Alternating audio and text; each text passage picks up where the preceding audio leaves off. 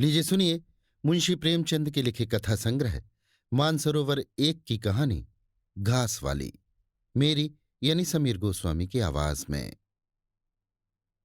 मुलिया हरी हरी घास का गट्ठा लेकर आई तो उसका गेहूं रंग कुछ तमतमाया हुआ था और बड़ी बड़ी मद भरी आंखों में शंका समाई हुई थी। महावीर ने उसका तमतमाया हुआ चेहरा देखकर पूछा, क्या है मुलिया, आज कैसा जी है? मुलिया ने कुछ जवाब न दिया। उसकी आंखें डबडबा गईं। महावीर ने समीप आकर पूछा, क्या हुआ है? बताती क्यों नहीं? किसी ने कुछ कहा है? अम्मा ने डांटा है? क्यों इतनी उदास है? मुलिया ने सिसक कर कहा, कुछ नहीं। हुआ क्या है? अच्छी तो हूं। महावीर ने मुलिया को सिर से पांव तक देखकर कहा, चुपचाप रोएगी, बताएगी नहीं? मुलिया ने बात टालकर कहा, कोई बात भी हो, क्या बताऊं? मुलिया इस ऊसर में गुलाब का फूल थी। गेहुआ रंग था, हिरन की सी आंखें, नीचे खिंचा हुआ चिबुक, कपोलों पर हल्की लालिमा, बड़ी बड़ी नुकीली पलकें, आंखों में एक विचित्र आर्द्रता जिसमें एक स्पष्ट वेदना, एक मूक व्यथा झलकती रहती थी। मालूम नहीं चमारों के इस घर में वो अप्सरा कहाँ से आ गई थी। क्या उसका कोमल फूल सा गात इस योग्य था कि सर पर घास की टोकरी रखकर बेचने जाती? उस गांव में भी ऐसे लोग मौजूद थे जो उसके तलवे के नीचे आंखें बिछाते थे, उसकी एक चितवन के लिए तरसते थे, जिनसे अगर वो एक शब्द भी बोलती तो निहाल हो जाते। लेकिन उसे आए साल भर से अधिक हो गया, किसी ने उसे युवकों की तरफ ताकते या बातें करते नहीं देखा। वो घास लिए निकलती तो ऐसा मालूम होता मानो उषा का प्रकाश सुनहरे आवरण में रंजित अपनी छटा बिखेरता जाता हो। कोई गजलें गाता, कोई छाती पर हाथ रखता, पर मुलिया नीची आंख की अपनी राह चली जाती। लोग हैरान होकर कहते, इतना अभिमान, महावीर में ऐसे क्या सुर्ख आपके पर लगे हैं? ऐसा अच्छा जवान भी तो नहीं, ना जाने ये कैसे उसके साथ रहती है। मगर आज ऐसी बात हो गई जो इस जाति की और युवतियों के लिए चाहे गुप्त संदेश होती, मुलिया के लिए हृदय का शूल थी। प्रभात का समय था। पवन आम की बौर की सुगंधी से मतवाला हो रहा था। आकाश पृथ्वी पर सोने की वर्षा कर रहा था। मुलिया सिर पर झउआ रख के घास छीलने चली तो उसका गेहूं रंग प्रभात की सुनहरी किरणों से कुंदन की तरह दमक उठा। एकाएक युवक चैन सिंह सामने से आता हुआ दिखाई दिया। मुलिया ने चाहा कि कतरा कर निकल जाए, मगर चैन सिंह ने उसका हाथ पकड़ लिया और बोला, मुलिया, तुझे क्या मुझ पर जरा भी दया नहीं आती? मुलिया का वो फूल सा खिला हुआ चेहरा ज्वाला की तरह दहक उठा। वो जरा भी नहीं डरी, जरा भी न झिझकी। झउआ जमीन पर गिरा दिया और बोली, मुझे छोड़ दो, नहीं मैं चिल्लाती हूं। चैन सिंह को आज जीवन में एक नया अनुभव हुआ। नीची जातों में रूप माधुर्य का इसके सिवा और काम ही क्या है कि वो ऊंची जात वालों का खिलौना बने। ऐसे कितने ही मार्क उसने जीते थे, पर आज मुलिया के चेहरे का वो रंग, उसका वो क्रोध, वो अभिमान देखकर उसके छक्के छूट गए। उसने लज्जित होकर उसका हाथ छोड़ दिया। मुलिया वेग से आगे बढ़ गई। संघर्ष की गर्मी में चोट की व्यथा नहीं होती, पीछे से टीस होने लगती है। मुलिया जब कुछ दूर निकल गई तो क्रोध और भय तथा अपनी बेकसी को अनुभव करके उसकी आंखों में आंसू भर आए। उसने कुछ देर जब्त किया, फिर सिसक सिसक कर रोने लगी। अगर वो इतनी गरीब न होती तो किसी की क्या मजाल थी कि इस तरह उसका अपमान करता। वो रोती जाती थी और घास छीलती जाती थी। महावीर का क्रोध वो जानती थी। अगर उससे कह दे तो वो इस ठाकुर के खून का प्यासा हो जाएगा, फिर ना जाने क्या हो। इस ख्याल से उसके रोए खड़े हो गए। इसीलिए उसने महावीर के प्रश्नों का कोई उत्तर न दिया। दूसरे दिन मुलिया घास के लिए न गई।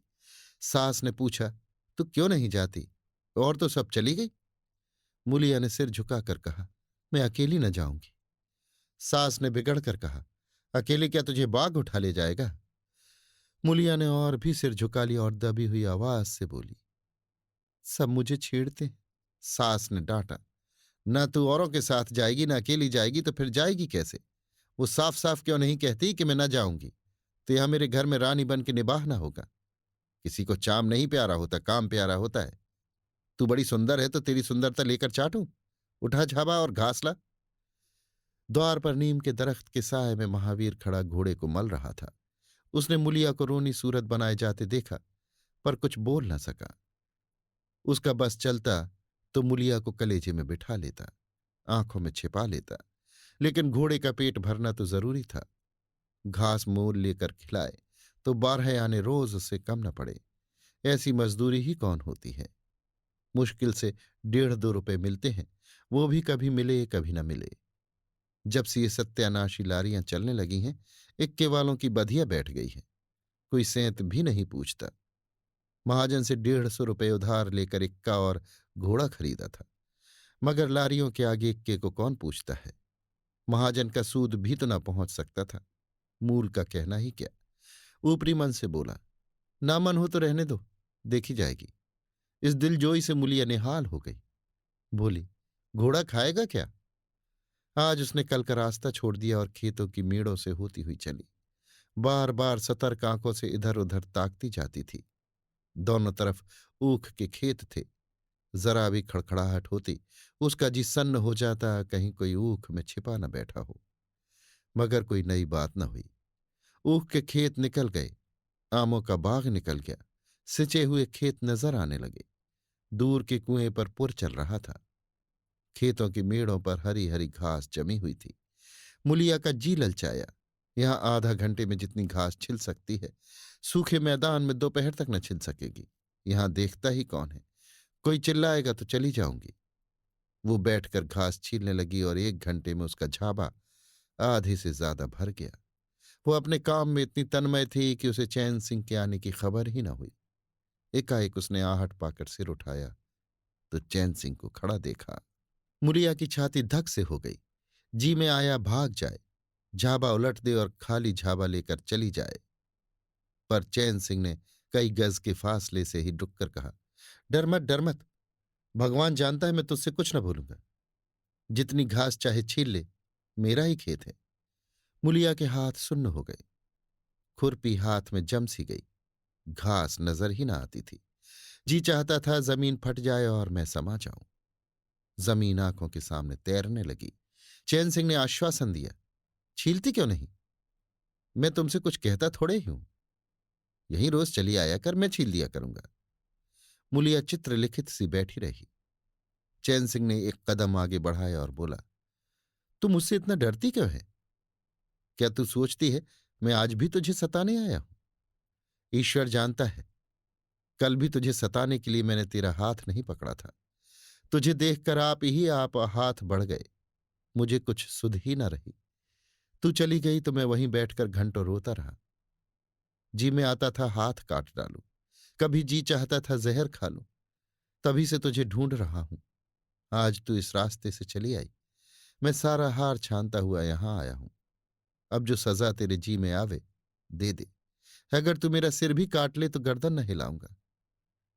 मैं शोहदा था, लुच्चा था, लेकिन जब से तुझे देखा है मेरे मन से सारी खोट मिट गई। अब तो यही जी में आता है कि तेरा कुत्ता होता और तेरे पीछे पीछे चलता। तेरा घोड़ा होता तब तो तू अपने हाथों से मेरे सामने घास डालती। किसी तरह ये चोला तेरे काम आवे। मेरे मन की ये सबसे बड़ी लालसा है। मेरी जवानी काम ना आवे अगर मैं किसी खोट से ये बातें कर रहा हूं। बड़ा भागवान था महावीर, जो ऐसी देवी उसे मिली।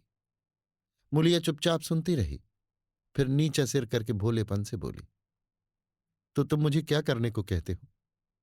चैन सिंह और समीप आकर बोला, बस तेरी दया चाहता हूं। मुलिया ने सिर उठाकर उसकी ओर देखा। उसकी लज्जा न जाने कहां गायब हो गई। चुभते हुए शब्दों में बोली, तुमसे एक बात कहूं, बुरा तो ना मानोगे? तुम्हारा ब्याह हो गया है या नहीं?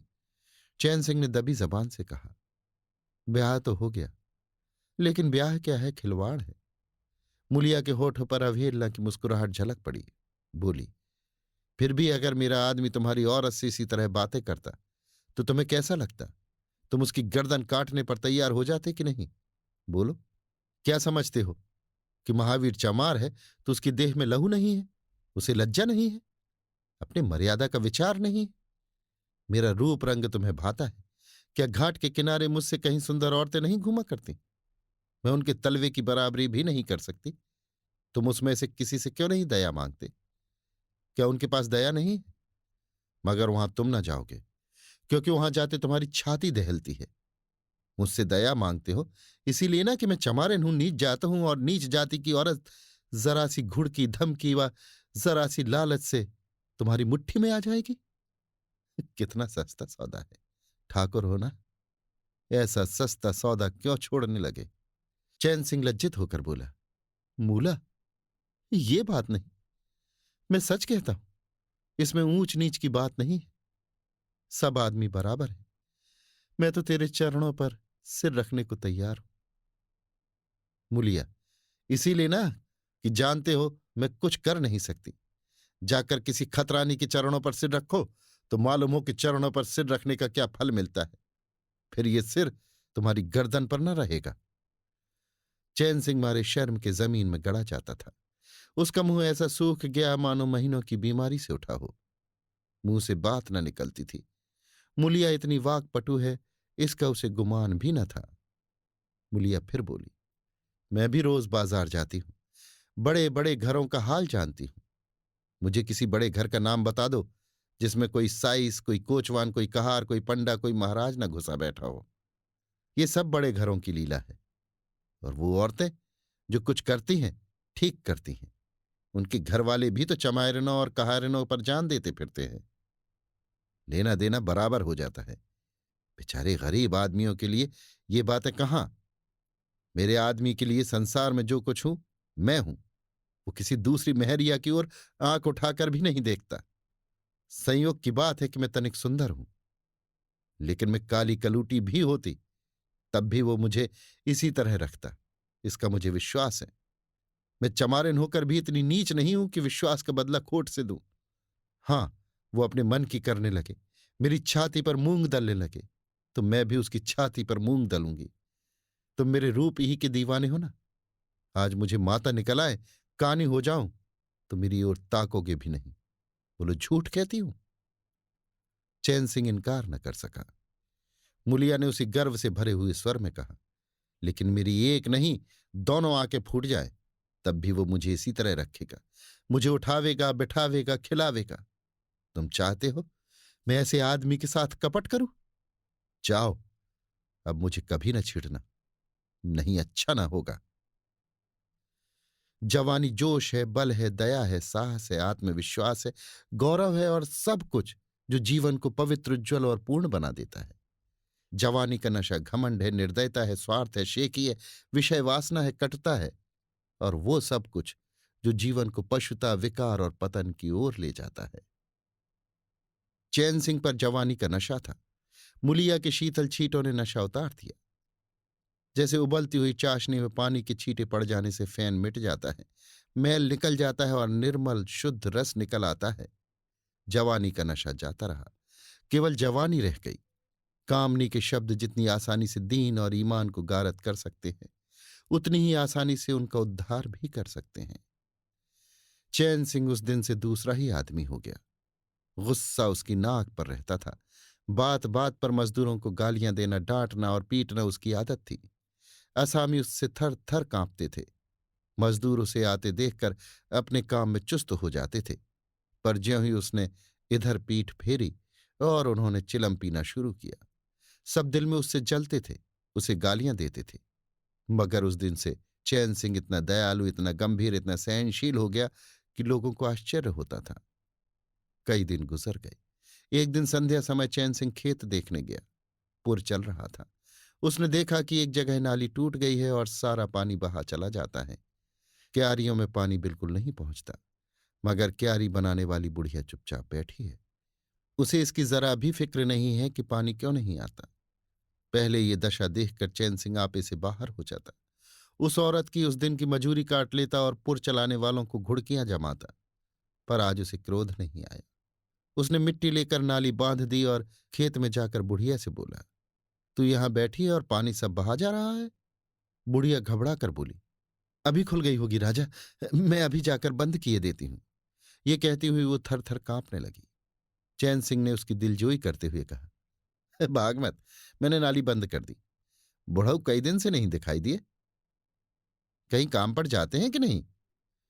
बुढ़िया गदगद होकर बोली, आजकल तो खाली ही बैठे हैं भैया, कहीं काम नहीं लगता।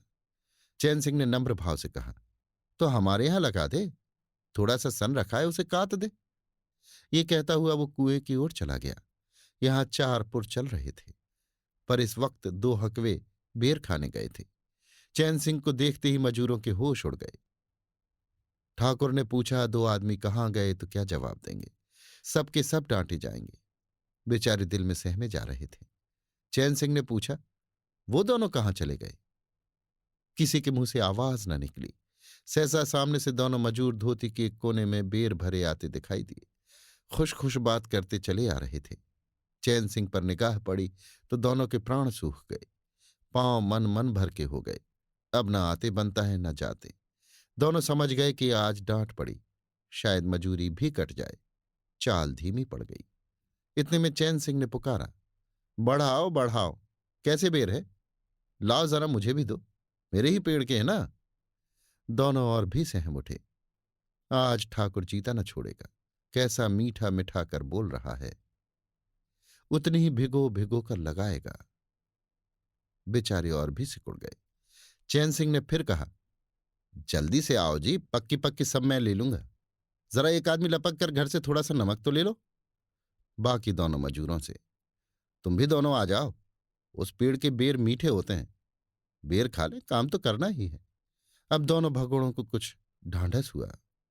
सभी ने जाकर सब बेर चैन सिंह के आगे डाल दिए और पक्के पक्के छांट कर उसे देने लगे। एक आदमी नमक लाने दौड़ा। आधा घंटे तक चारों पुर बंद रहे। जब सब बेर उड़ गए और ठाकुर चलने लगे तो दोनों अपराधियों ने हाथ जोड़कर कहा, भैया जी, आज जान बख्शी हो जाए, बड़ी भूख लगी थी, नहीं तो कभी न जाते। चैन सिंह ने नम्रता से कहा, तो इसमें बुराई क्या हुई? मैंने भी तो बेर खाए। एक आधा घंटे का हरज हुआ, यही ना? तुम चाहोगे तो घंटे भर का काम आधा घंटे में कर दोगे, ना चाहोगे दिन भर में भी घंटे भर का काम ना होगा। चैन सिंह चला गया तो चारों बातें करने लगे। एक ने कहा, मालिक इस तरह रहे तो काम करने में जी लगता है, ये नहीं कि हरदम छाती पर सवार। दूसरा, मैंने तो समझा आज कच्चा ही खा जाएंगे। तीसरा, कई दिन से देखता हूं मिजाज नरम हो गया है। चौथा, सांझ को पूरी मजूरी मिले तो कहना। पहला, तुम तो हो गोबर गणेश, आदमी का रुख नहीं पहचानते। दूसरा, अब खूब दिल लगाकर काम करेंगे। तीसरा, और क्या, जब उन्होंने हमारे ऊपर छोड़ दिया तो हमारा भी धर्म है कि कोई कसर न छोड़े। चौथा, मुझे तो भैया ठाकुर पर अब भी विश्वास नहीं आता। एक दिन चैन सिंह को किसी काम से कचहरी जाना था। 5 मील का सफर था। यों तो वो बराबर अपने घोड़े पर जाया करता था, पर आज धूप बड़ी तेज हो रही थी। सोचा इक्के पर चला चलूं। महावीर को कहला भेजा, मुझे लेते जाना। कोई 9 बजे महावीर ने पुकारा। चैन सिंह तैयार बैठा था, चटपट इक्के पर बैठ गया, मगर घोड़ा इतना दुबला हो रहा था, इक्के की गद्दी इतनी मैली और फटी हुई, सारा सामान इतना रद्दी कि चैन सिंह को उस पर बैठते शर्म आई। पूछा, ये सामान क्यों बिगड़ा हुआ है महावीर? तुम्हारा घोड़ा तो इतना दुबला कभी न था, क्या आजकल सवारियां कम हैं? महावीर ने कहा, नहीं मालिक, सवारियां काहे नहीं हैं, मगर लारियों के सामने इक्के को कौन पूछता है। कहाँ 2 ढाई 3 की मजूरी करके घर लौटता था, कहाँ 20 आने पैसे भी नहीं मिलते। क्या जानवर को खिलाऊं, क्या आप खाऊं, बड़ी विपत्ति में पड़ा हूं। सोचता हूं इक्का घोड़ा बेच बाच कर आप लोगों की मजूरी कर लूं, पर कोई गाहक नहीं लगता। ज्यादा नहीं तो 12 आने तो घोड़े ही को चाहिए, घास ऊपर से। जब अपना ही पेट नहीं चलता तो जानवर को कौन पूछे। चैन सिंह ने उसके फटे हुए कुर्ते की ओर देखकर कहा, 2-4 बीघे खेती क्यों नहीं कर लेते? महावीर सिर झुकाकर बोला, खेती के लिए बड़ा पौरुख चाहिए मालिक। मैंने तो यही सोचा है कि कोई गाहक लग जाए तो इक्के को औने पौने निकाल दूं, फिर घास छीलकर बाजार ले जाया करूं। आजकल सास पतोहू दोनों छीलती हैं, तब जाकर 10-12 आने पैसे नसीब होते हैं। चैन सिंह ने पूछा, तो बुढ़िया बाजार जाती होगी? महावीर लजाता हुआ बोला, नहीं भैया, वो इतनी दूर कहाँ चल सकती है। घर वाली चली जाती है, दोपहर तक घास छीलती है, तीसरे पहर बाजार जाती है, वहां से घड़ी रात गए लौटती है। हलकान हो जाती है भैया, मगर क्या करूं, तकदीर से क्या जोर। चैन सिंह कचहरी पहुंच गए और महावीर सवारियों की टोह में इधर उधर इक्के को घुमाता हुआ शहर की तरफ चला गया। चैन सिंह ने उसे 5 बजे आने को कह दिया। कोई 4 बजे चैन सिंह कचहरी से फुर्सत पाकर बाहर निकले। हाथे में पान की दुकान थी। जरा और आगे बढ़कर एक घना बरगद का पेड़ था। उसकी छाह में 20 ही तांगे इक्के फिटने खड़ी थीं। घोड़े खोल दिए गए थे। वकीलों, मुख्तारों और अफसरों की सवारियां यहीं खड़ी रहती थीं। चैन सिंह ने पानी पिया, पान खाया और सोचने लगा, कोई लारी मिल जाए तो जरा शहर चला जाऊं, कि उसकी निगाह एक घास वाली पर पड़ गई। सिर पर घास का झाबा रखे साइसों से मोल भाव कर रही थी। चैन सिंह का हृदय उछल पड़ा। ये तो मुलिया है। बनी ठनी एक गुलाबी साड़ी पहने कोचवान से मोल तोल कर रही थी। कई कोचवान जमा हो गए थे। कोई उससे दिल लगी करता था, कोई घूरता था, कोई हंसता था। एक काले कलूटे कोचवान ने कहा, मूला घास तो उड़ के अधिक से अधिक 6 आने की है। मुलिया ने उन्माद पैदा करने वाली आंखों से देखकर कहा, 6 आने पर लेना है तो सामने घसियारने बैठी हैं, चले जाओ, 2-4 पैसे कम में पा जाओगे। मेरी घास तो 12 आने में ही जाएगी। एक अधेड़ कोचवान ने फिटन के ऊपर से कहा, तेरा जमाना है, 12 आने नहीं, 1 रुपया मांग। लेने वाले झक मारेंगे और लेंगे। निकलने दे वकीलों को, अब देर नहीं है। एक तांगे वाले ने, जो गुलाबी पगड़ी बांधे हुए था, बोला, बुढ़ऊ के मुंह में पानी भर आया। अब मुलिया काहे को किसी की ओर देखेगी। चैन सिंह को ऐसा क्रोध आ रहा था कि इन दुष्टों को जूते से पीटे। सब के सब कैसे उसकी ओर टकटकी लगाए ताक रहे हैं, आंखों से पी जाएंगे। और मुलिया भी यहां कितनी खुश है, न लजाती है, न झिझकती है, न दबती है। कैसी मुस्कुरा रही है, कैसा मुस्कुरा मुस्कुरा कर, रसीली आंखों से देख देख कर, सिर का अंचल खिसका खिसका कर, मुंह मोड़ मोड़ कर बातें कर रही है। वही मुलिया जो शेरनी की तरह तड़प उठी थी। इतने में 4 बजे। अमले लारियों पर दौड़े। वकील मुख्तार इन सवारियों की ओर चले। कोचवानों ने भी चटपट घोड़े जोते। कई महाशयों ने मुलिया को रसिक नेत्रों से देखा और अपनी अपनी गाड़ियों पर जा बैठे। एकाएक मुलिया घास का झाबा लिए उस फिटन के पीछे दौड़ी। फिटन में एक अंग्रेजी फैशन के जवान वकील साहब बैठे थे। उन्होंने पायदान पर घास रखवा ली। जेब से कुछ निकालकर मुलिया को दिया। मुलिया मुस्कुराई। दोनों में कुछ बातें भी हुई जो चैन सिंह न सुन सके। एक क्षण में मुलिया प्रसन्न मुख घर की ओर चली। चैन सिंह पान वाले की दुकान पर विस्मृति की दशा में खड़ा रहा। पान वाले ने दुकान बढ़ाई, कपड़े पहने और केबिन का द्वार बंद करके नीचे उतरा तो चैन सिंह की समाधि टूटी। पूछा, क्या दुकान बंद कर दी? पान वाले ने सहानुभूति दिखाकर कहा, इसकी दवा करो ठाकुर साहब, ये बीमारी अच्छी नहीं है। चैन सिंह ने चकित होकर पूछा, कैसी बीमारी? पान वाला, कैसी बीमारी? आधा घंटे से यहां खड़े हो जैसे कोई मुर्दा खड़ा हो। सारी कचहरी खाली हो गई, सब दुकानें बंद हो गई, मेहतर तक झाड़ू लगाकर चल दिए। तुम्हें कुछ खबर हुई? ये बुरी बीमारी है, जल्दी दवा कर डालो। चैन सिंह ने छड़ी संभाली और फाटक की ओर चला कि महावीर का इक्का सामने से आता दिखाई दिया। कुछ दूर इक्का निकल गया तो चैन सिंह ने पूछा, आज कितने पैसे कमाए महावीर? महावीर ने हंसकर कहा, आज तो मालिक दिन भर खड़ा ही रह गया, किसी ने बेगार में भी न पकड़ा, ऊपर से 4 पैसे की बीड़ियां पी गया। चैन सिंह ने जरा देर बाद कहा, मेरी एक सलाह है, तुम मुझसे 1 रुपया रोज लिया करो। बस जब मैं बुलाऊं तो इक्का लेकर चले आया करो। तब तो तुम्हारी घरवाली को घास लेकर बाजार न जाना पड़ेगा। बोलो मंजूर है? महावीर ने सजल आंखों से देखकर कहा, मालिक आप ही का तो खाता हूं, आपकी प्रजा हूं, जब मर्जी हो पकड़ मंगवाइए। आपसे रुपए? चैन सिंह ने बात काटकर कहा, नहीं, मैं तुम्हें बेगार नहीं लेना चाहता। तुम मुझसे 1 रुपया रोज ले जाया करो। घास लेकर घरवाली को बाजार मत भेजा करो। तुम्हारी आबरू मेरी आबरू है। और भी रुपए पैसे का जब काम लगे, बेखटके चले आया करो। हाँ देखो, मुलिया से इस बात की भूल कर भी चर्चा न करना। क्या फायदा? कई दिनों के बाद संध्या समय मुलिया चैन सिंह से मिली। चैन सिंह असामियों से मालगुजारी वसूल करके घर की ओर लपका जा रहा था कि उसी जगह जहां उसने मुलिया की बांह पकड़ी थी, मुलिया की आवाज कानों में आई। उसने ठिठक कर पीछे देखा तो मुलिया दौड़ी आ रही थी। बोला, क्या है मूला, क्यों दौड़ती हो? मैं तो खड़ा हूं। मूलिया ने हाँफते हुए कहा, कई दिन से तुमसे मिलना चाहती थी। आज तुम्हें आते देखा तो दौड़ी। अब मैं घास बेचने नहीं जाती। चैन सिंह ने कहा, बहुत अच्छी बात है। क्या तुमने कभी मुझे घास बेचते देखा है? हाँ, एक दिन देखा था। क्या महावीर ने तुझसे सब कह डाला? मैंने तो मना कर दिया था।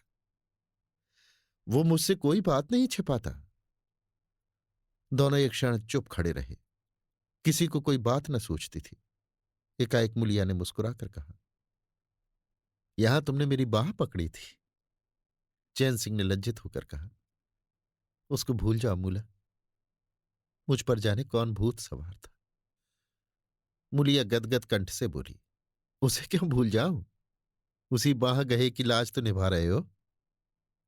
गरीबी आदमी से जो चाहे करावे। तुमने मुझे बचा लिया। फिर दोनों चुप हो गए। जरा देर के बाद मुलिया ने फिर कहा, तुमने समझा होगा मैं हंसने बोलने में मगन हो रही थी। चैन सिंह ने बलपूर्वक कहा, नहीं मुलिया, मैंने एक क्षण के लिए भी नहीं समझा। मुलिया मुस्कुराकर बोली, मुझे तुमसे यही आशा थी और है। और पवन सिंचे हुए खेतों में विश्राम करने जा रहा था। सूर्य निशा की गोद में विश्राम करने जा रहा था। और उस मलिन प्रकाश में चैन सिंह मुलिया की विलीन होती हुई रेखा को खड़ा देख रहा था। अभी आप सुन रहे थे मुंशी प्रेमचंद के लिखे कथा संग्रह मानसरोवर एक की कहानी घास वाली, मेरी यानी समीर गोस्वामी की आवाज में।